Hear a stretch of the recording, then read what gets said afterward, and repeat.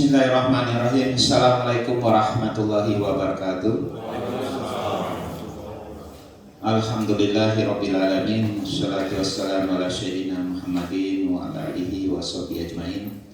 Allahumma shalli sayyidina Muhammad wa ala ali sayyidina Muhammad.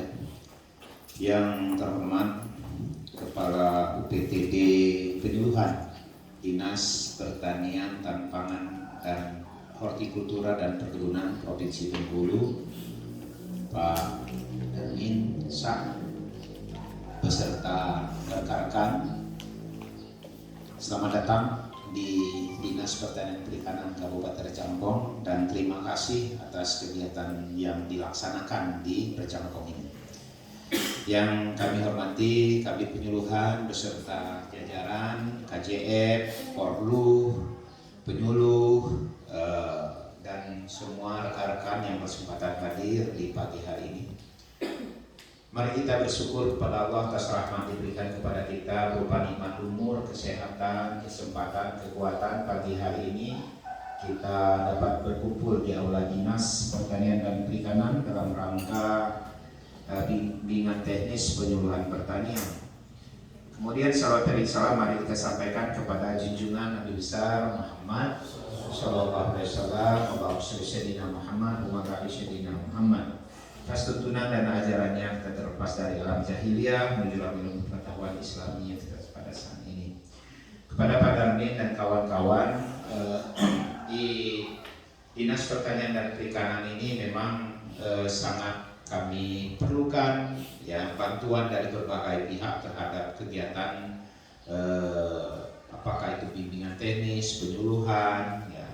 Hal yang sama juga kami bekerjasama dengan BPSDM Kabupaten Rejangkong untuk kawan-kawan bisa mendapatkan katakanlah ilmu pengetahuan dan pengalaman. Beberapa waktu yang lalu 30 orang berangkat ke Garut kita ya. Nah ini barangkali sangat membantu, samping memang mendapatkan ilmu juga bisa melihat kepada orang lain seperti itu. Pada hari ini kita melaksanakan bimbingan teknis bagi penyuluhan pertanian berkenaan dengan adanya pembiayaan yang dikeluarkan oleh pemerintah, bagaimana nanti outputnya yang harus ada, ya karena memang tadi kami diskusikan mengenai BOP yang diberikan kepada para penyuluh itu memang nampaknya kecil, tapi jumlahnya banyak. Nah kalau ini tentu saja outputnya apa gitu. Nah ini nanti secara teknis akan dijelaskan oleh kawan-kawan, tapi bagaimana kita bekerja dengan pembiayaan yang dilaksanakan oleh pemerintah itu memang harus ada hasilnya dan itu harus dilaporkan. Karena kadang-kadang kita lengah dengan kesibukan kita, ini sudah biasa kami bekerja sehari-hari, tetapi administrasi kadang-kadang kita lalai seperti itu. Nah oleh karenanya dalam kesempatan ini nanti tolong kawan-kawan dari udah pengalaman betul ini ya, rata-rata udah masa kerjanya mungkin udah 20 tahun ini Pak Kepala UPTD ya, tetapi hal ini perlu kita saling mengingatkan karena yang berkenaan dengan pengeluaran anggaran, pemeriksaan BPK sampai dengan KPK, artinya apapun yang dikeluarkan dari pendanaan itu ada pertanggungjawabannya, kemudian ada output yang harus dihasilkan dan ini harus memang terlaporkan ya, terlaporkan seperti itu. Nah, alhamdulillah pada tahun ini juga atas bantuan dari bidang penyuluhan dan juga UPTD penyuluhan ya, DAK 2023 itu sudah masuk ke Dinas Pertanian. Kalau kemarin BOP ya, untuk ya dakman fisik itu selama ini di DKP, nah, ya kan di DKP. Kalau saya itu enggak jadi masalah mau di DKP pertanian seperti itu. Yang penting bisa berjalan maksimal, ya bisa mendapat kemudahan, tapi akan memang lebih baik kalau memang di Dinas Pertanian ini menginduknya para penyuluh, ya memang harusnya di kita. Nah ini juga sudah berapa tahun ya berjalan baru ini, jadi kami alhamdulillah ya, perjuangan kawan-kawan di bidang penyuluhan, kawan-kawan di UPTD penyuluhan, supaya memang dia sesuai dengan tusi kita masing-masing lah, ya seperti itu. Kemudian kami sampaikan juga ini Pak Darmin bahwa selama ini saya melihat saya masuk di dinas ini permasalahan kita adalah penumbuhan kelompok tani. Ya, Ya, di sawah saja ada sawah yang berpoligon yang setiap hari dilaporkan itu 4.708 berapa sekarang? 876 kalau nggak salah ya, hektar. Nah sementara existing yang di ikan sawah kita itu 5.000-an yang calon RP20. Nah berarti kan hampir 1.000 belum bentuk kelompok tani. Dan itu saya lihat pada saat sosialisasi LP2P kemarin itu ada contengan bentuk kelompok tani atau belum. Nah ini juga menjadi tugas kami, menjadi prioritas kami. Kami mohon bantuan Pak Bupati di awal tahun kemarin itu menyurati camat dan memerintahkan Kades dan Lurah menginventarisir para petani yang belum bentuk kelompok tani supaya bentuk kelompok tani. Karena ini bukannya tugas kita saja sebagai dinas pertanian, tapi tanggung jawab semua, apalagi Pak Bupati, ya begitu, camat, gitu kan yang punya wilayah, kemudian kepala desa dan lurah yang punya masyarakat. Nah ini yang kami programkan menjadi program prioritas kami di dalam membangun pertanian di Kabupaten Rejang ini. Kegiatan-kegiatan yang lain kalau di dalam RPJMD kami itu hanya DUT Pak, jalan membangun jalan usaha tani. Tetapi indikator kinerjanya sangat besar sekali, meningkatkan PDRB Kabupaten Rejang Lebong di sektor pertanian ini 29,6%. Angka ini juga saya bilang berapa sih di dalam RPJM kita anggarannya untuk meningkatkan, harus hitung-hitungannya begitu.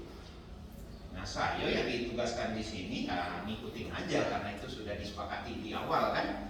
Seyogyanya kita menyeleksi itu karena dengan anggaran tadi disampaikan oleh Kapitlu ya, dengan anggaran yang diberikan tidak begitu kata-kata maksimal, salah juga ya dalam hal meningkatkan produk domestik regional bruto itu bukan semudah itu ya kan. Semua subsektor harusnya menyumbangkan suatu peningkatan hasil kan begitu. Nah untuk menyumbangkan hasil itu bukan hanya berbicara masalah potensinya, tapi bagaimana kita mengaktualisasi potensi itu menjadi hasil yang nyata, tentu butuh anggaran. Nah ini barangkali salah satu prioritas pembangunan kami memang di jalan usaha tani memang menjadi masuk di dalam misi Pak Bupati.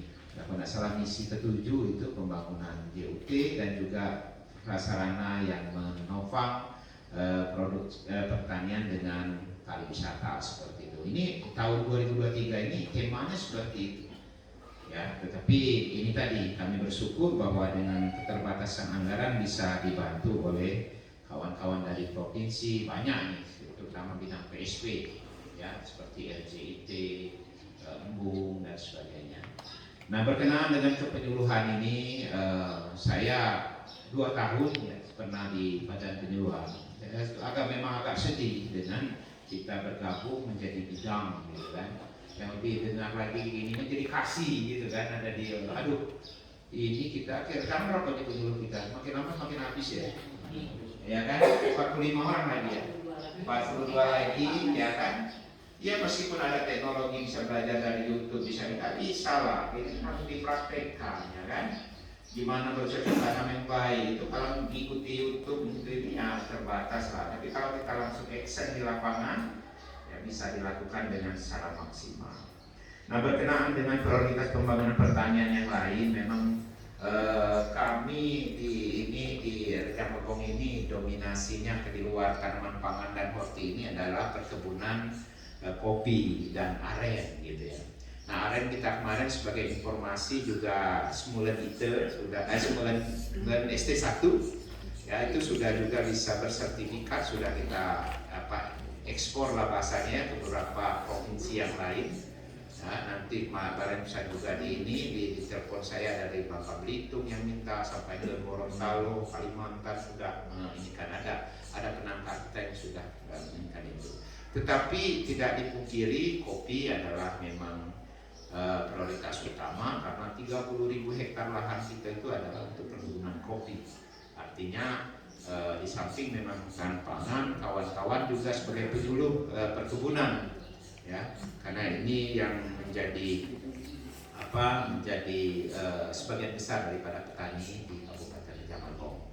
Dan juga tadi kemarin ya dengan turunannya kopi juga UMKM-nya IKM-nya juga bergerak seperti itu. Kalau yang tadi bukan hanya gula merahnya, tetapi pengembangan gula smooth dan gula cair seperti itu. Kalau sudah masuk pangsa hotel, misalnya bisa dalam bentuk saset-saset itu memang disiapkan. Artinya memang ini butuh penanganan kita bersama, baik dari hulunya tugas kita maupun ke hilirnya, sebagai nanti kita bisa menyiapkan produk di hilirnya. Nah, berkenaan dengan simultan ya, kami tadi berkenaan dengan penumbuhan kelompok tani, sangat kami harapkan ini juga banyak gangguan ya simultan kita. Nanti tolong kawan-kawan Korlu yang kemarin melaporkan ke kami, simultan kita itu ada yang agak kacau gitu ya, kelompok taninya si A masuk ke ini juga harus didiskusikan di sini nanti, karena kawan-kawan dari provinsi ini kan akan merangkum hal yang sama, sehingga mereka kesulitan di dalam hal untuk menginput pupuk bersubsidi. Karena di Poktan Schooling di mana kemarin ya? Ya nanti mungkin kamu yang lain seperti itu. Ya nanti diinikan bagaimana supaya suaranya kawan-kawan provinsi yang akan menyampaikan ke pusat. Ada masalah di sistem kita. Apakah itu hacker, kita tidak paham, tetapi mengganggu di dalam hal kita untuk melaksanakan pekerjaan. Ya, kawan-kawan input katanya harus di-upload ulang. Nah ini kita ada 1000 berapa kan Pak? Pak ini kami dulu 1226 kelompok tani. Nah inputannya itu kan agak merepotkan. Nah, apalagi sekarang kita sudah dituntut untuk membuat ERDKK paling lambat tanggal 30 November ya, sudah terinikan. Dan hebatnya lagi sekarang kita hebat dan enaknya lagi, pupuknya itu sudah ada kuota masing-masing. Tetapi kuota masing-masing itu kebanyakan saya lihat di grup verbal itu berlebih ya, urea itu berlebih gitu. Nah ini juga nanti nggak apa-apa disampaikan ke penyuluhan, nanti kan berkenaan dengan juga penyuluhan menyampaikan di PSP-nya provinsi, sehingga PSP provinsi dapat dari kita, dapat sesama dari bidang atau UPTD yang ada di provinsi. Nah urea yang berlebih ini mau dimanakan begitu kan? Nah, kalau NPK kurang semua ya, pupuk baru ya. Nah, kekurangan kalau NPK, tapi urea, nah ini nanti ada ini juga Pak, dan agak membingungkan kawan-kawan penyuluh. Nanti kami anggarkan Pak, katanya harus masuk ke dalam ERDKK, tahu-tahunya ini atas nama siapa, kelompok siapa, karena sekarang Pak ini kami sudah ada kuotanya, urea sekian, NPK sekian, nah harus dibagi per kecamatan kan begitu ya. Nah dari kecamatan-kecamatan itu banyak yang berarti. Jadi bukan hanya sekedar kita feedback bagaimana BOP, bagaimana simultan, tetapi apa yang kita kerjakan tupoksi kita di lapangan itu, apa yang menjadi kendala kita disampaikan di dalam diskusi nanti. Setidak-tidaknya menjadi catatan Pak, mendapat informasi gitu kan, dari UPTD ini penyuluhan, oh ternyata ini masalahnya. Bisa jadi temuan se-Provinsi Bengkulu, ya kan? Sudah ada pupuknya tapi tidak bisa dialokasikan. Nah penyebab antara lain tadi itu banyak kelompok tani, petani kita belum membentuk kelompok tani. Saya berkeyakinan bukan hanya masalah Kabupaten Canggu, tapi se-Provinsi Bengkulu barangkali dan se-Indonesia yang di luar Jawa dan Bali, ya kan? Kalau yang di sana kan relatif begitu taat dengan membentuk kelompok tani. Nah ini barangkali Bapak Ibu ya mengenai prioritas pertanian di Kabupaten Rejang Lebong secara kelembagaan kami ingin membentuk kelompok tani yang alhamdulillah di TW1 kemarin ya bisa terbentuk 7 kelompok tani. Harapan kami sampai dengan ini bisa lebih meningkat lagi. Semua itu adalah upaya kita untuk membantu petani dalam mengakses program pemerintah daerah, provinsi maupun pemerintah pusat. Demikian yang dapat kami sampaikan dalam kesempatan ini. Sekali lagi kami ucapkan terima kasih kepada UPTD, penyuluhan Dinas Pertanian, Tanaman Pangan, Hortikultura dan Perkebunan Provinsi Bengkulu. Kawan-kawan kami berharap betul bisa mengikutinya dengan seksama hal-hal yang mengganjal kegiatan penyuluhan di lapangan, ya termasuk masalah pemeriksaan, nggak apa-apa disampaikan di sini diskusi. Bisa jadi Rejang Lebong ini mungkin yang pertama yang diperiksa oleh Tiviter gitu kan. Nanti merembet ke kabupaten lain sehingga ada pengalaman yang kita bisa berbagi. Dan harapan kita hanya sebatas ini.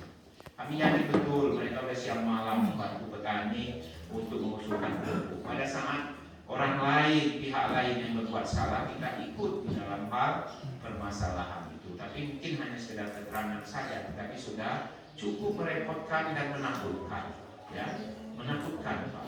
Ya, karena namanya pensiun kita takut kita. Ya terus terang aja, saya termasuk kepala dinas yang mau siang malam bekerja juga nggak apa-apa, tapi berkenaan dengan hal pemeriksaan dan sebagainya saya agak betul-betul takut dan menghindari. Ya. Oleh karenanya kita supaya takut dan menghindari itu kita bekerjalah dengan aturannya. Ya, mudah-mudahan kita diberi keselamatan oleh Allah, ya dunia dan akhirat, gitu kan. Apalagi ini itu menjelang pensiun ini yang memang harus dijaga betul, ya kan? Apa gunanya Islam 30 tahun akhir di ujungnya tidak dapat pensiun kan? Alhamdulillah, masya Allah. Ya jangan sampai terjadi apa nyangkut masalah pupuk bersubsidi itu kan. Ya ini saja barangkali. Sekali lagi terima kasih perhatian kita semua. Mohon maaf dalam penyampaian ini ada kurang berkenan. Dengan mengucapkan Bismillahirrahmanirrahim. Pertemuan Bimtek Penjual Pertanian di Kabupaten Kampong pada hari ini saya nyatakan dibuka. Billahi taufiq wal hidayah. Assalamualaikum warahmatullahi wabarakatuh.